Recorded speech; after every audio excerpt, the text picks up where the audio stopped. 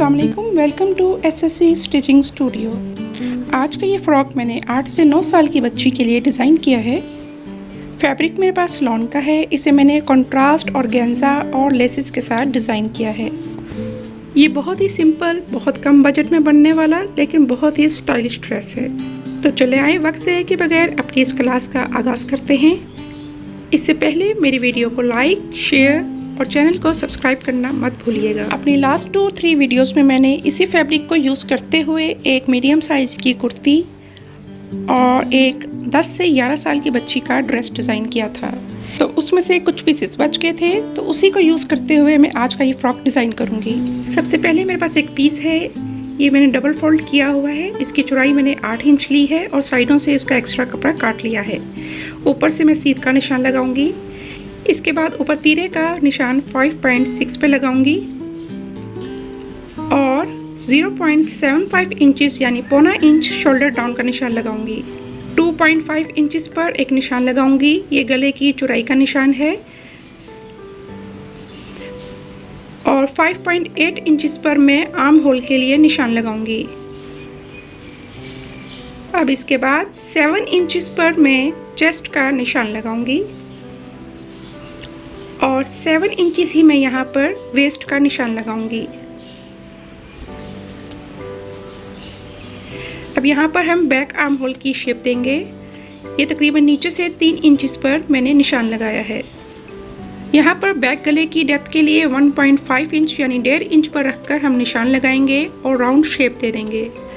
अच्छा, मैंने यहाँ पर आपको बॉडी की लेंथ तो बताई नहीं, ये मैंने 14 इंच इसकी लेंथ ली थी। अब मेरे पास एक और आरा टेरा पीस है, ये आप देख रहे होंगे। ये मैंने इस तरह डबल फोल्ड किया।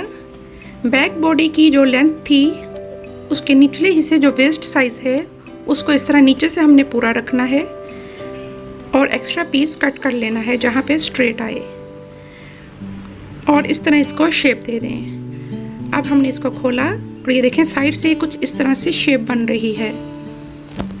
अब यहाँ पर देखिए हमने जो आर्म होल के लिए निशान लगाया था वो 5.8 इंचेस पर था, लेकिन ये मेरे पास 7.5 पर आ रहा है। तो चले कोई नहीं, हम इसी को एक डिज़ाइन दे देंगे। अब हम फ्रंट के लिए 3 इंचेस पर मिडल में इस तरह से निशान लगाएंगे और जो नीचे साइड पर निशान है उसको इस तरह से आपस में ज्वाइन कर लेंगे और इस तरह से कट कर दें। यहाँ पर मैंने एक हार्ट शेप ड्रॉ कर ली है। इसको हम पेस्टिंग पेपर पर इस तरह से रख कर ड्रॉ कर लेंगे।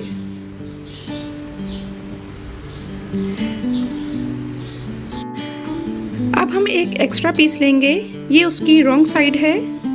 यहाँ पर हम अपने पेस्टिंग पेपर को चिपका लेंगे।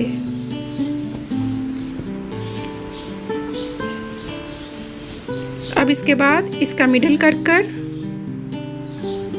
देखें हमने इस तरह से मिडल किया और इसको अपने जो हमारा फ्रंट की बॉडी थी उसकी राइट साइड पर रखकर इस तरह पिन अप कर लेंगे। अब ये देखें हम इसके साथ साथ बिल्कुल सिलाई लगा लेंगे।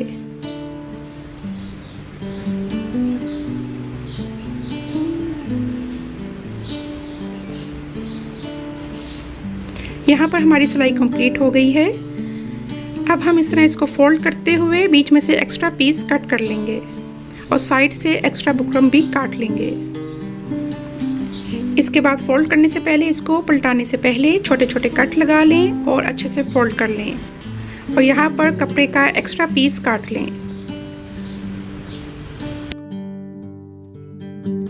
अब ये जो अंदर की तरफ थोड़ा कपड़ा रह गया है इसको अंदर की तरफ इस तरह फोल्ड करते हुए हम इस पे आयरन कर लेंगे और इसके बाद हाथ से इसकी तरपाई कर लें। अब यहाँ पर मैं ये पीस बचा रही हूँ और एक आइडिया लेने के लिए फर्जी निशान लगा रही हूँ कि हमारे शोल्डर की चौड़ाई कितनी है। अब इसके बाद मैंने ऑर्गेन्जा लिया और इस तरह हाफ इंच की प्लेट्स डालते हुए इस तरह से मैं इसकी डिज़ाइनिंग कर लूँगी। ऊपर की साइड से यानी शोल्डर की साइड से हम बिल्कुल साथ साथ प्लेट्स डालेंगे और निचली साइड पर हम इसको थोड़ा खोलते जाएंगे और इस तरह से आयरन कर लें अच्छे से। इसके बाद मैं इसकी कच्ची सिलाई लगा लूँगी।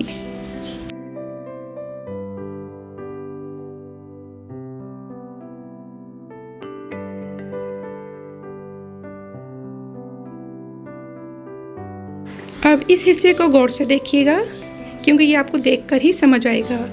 सबसे पहले मैंने नीचे कंट्रास्ट का लॉन का फैब्रिक रखा है। इसके ऊपर हमने जो डिज़ाइनिंग की है ऑर्गेन्जा की वो पीस रखा। उसके ऊपर हमने फ्रंट बॉडी का पीस रखा और सबसे ऊपर हमने बैक बॉडी का पीस रखा और इस तरह से इसको निशान लगा लें। अब इन निशानों पर इसकी सिलाई कर लें। अब इसके बाद हम एक्स्ट्रा पीस कट कर लेंगे। ऊपर शोल्डर के साइड से हमने सिलाई नहीं लगाई थी और उसी साइड से हम इसको पलटा लेंगे और आयरन की मदद से इसको अच्छे से बिठा लें। ये देखिए हमारा एक साइड का शोल्डर रेडी हो चुका है। अब सेम इसी तरह से मैंने एक और ऑर्गेन्जा का पीस लेते हुए इस पे प्लीट्स डाली और इस तरह से इसको स्टिच कर लिया। अब जहाँ पर हमारी हार्ट की शेप आ रही है हम इस तरह इसको रखते हुए अंदर की साइड जहाँ पे हमने तरपाई करनी थी उस साइड से हम इसकी सिलाई लगाएंगे ताकि सिलाई बाहर को नज़र ना आए। अब यहाँ पर एक लंबी पट्टी ली, वो 1.5 इंच चौड़ी थी। उसको इस तरह नीचे से 1/2 इंच अंदर की तरफ फोल्ड किया और ऊपर की साइड पर 1/2 से 1 इंच तक प्लेट्स डालते जाएं और इसको अपनी फ्रंट बॉडी की राइट साइड पर इस तरह से पिन अप कर लें। अब यहाँ पर मैंने 2 इंच चौड़ी एक पट्टी ली है। इसको हम पाइपिंग के तौर पर यूज़ करेंगे। इस तरह इसको ऊपर रखते हुए सिलाई लगा लें और बैक साइड पर इस तरह से इसको फोल्ड करें कि फ्रंट साइड पर 1 से 2 सूत्र तक ये पट्टी नज़र आए।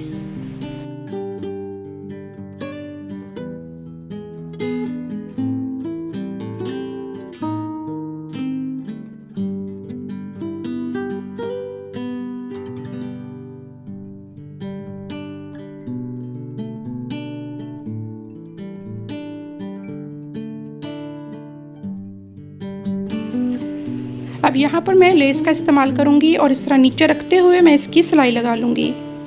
इसके बाद जो हमने शोल्डर रेडी किया था इसको इस तरह नीचे रखते हुए इसकी सिलाई लगा लेंगे। अब ये जो मैंने बैक बॉडी तैयार की थी इसके ऊपर मैंने कंट्रास्ट का पीस रखा। मेरे पास ये 1/2 ही था इसलिए मैंने 1/2 बॉडी तक ये अटैच करूँगी। यहाँ पर हम साइडों पर आर्म होल की सिलाई और नेक की सिलाई लगाएंगे, शोल्डर की सिलाई नहीं लगानी।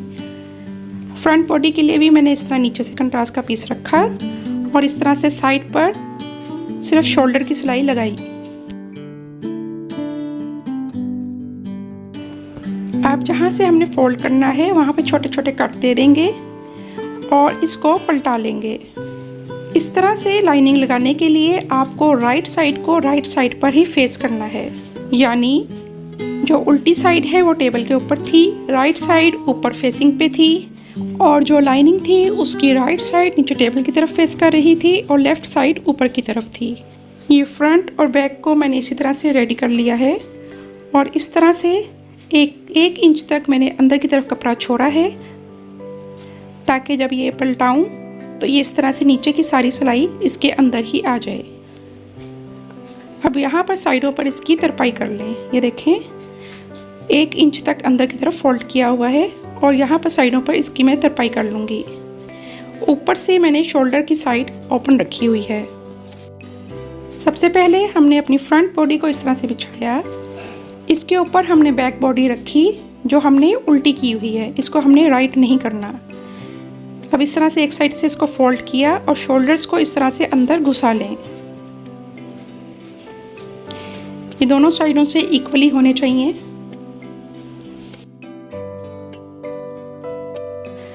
अब इसके बाद दोनों शोल्डर की इस तरह से सिलाई लगा लें। ये देखिए मैंने सिलाई लगा ली है और एक्स्ट्रा कपड़ा भी कट कर लिया है और मैं इसको पलटाऊंगी। ये देखें सिलाई अंदर की तरफ ही गुम हो गई है और इस तरह से आपके फ्रॉक की भी फिनिशिंग बहुत अच्छी आती है। इसमें से किसी भी किस्म की कोई सिलाई नज़र नहीं आ रही। अब इसकी साइडों की सिलाई के लिए हम इस तरह से इसको रखेंगे।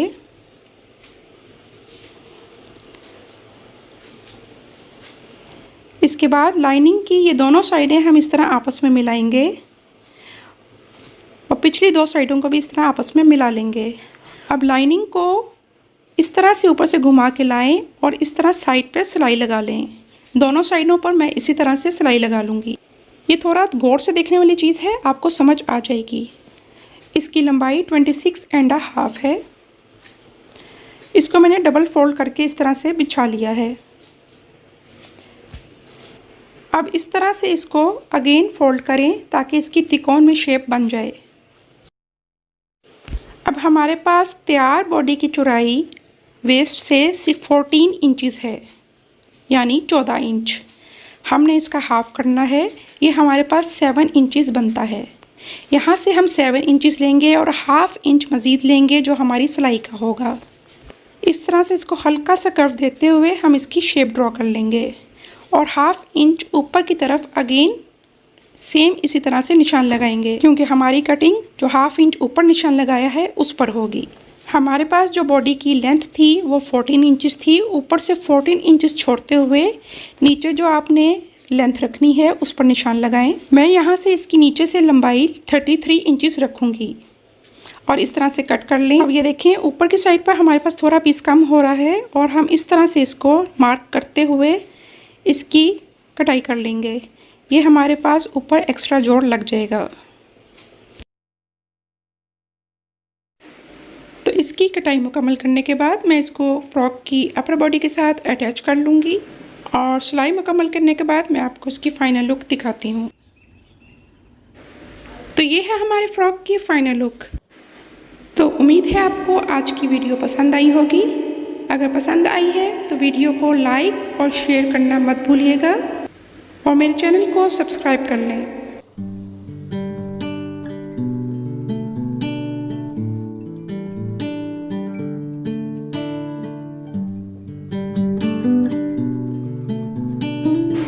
Thanks for watching.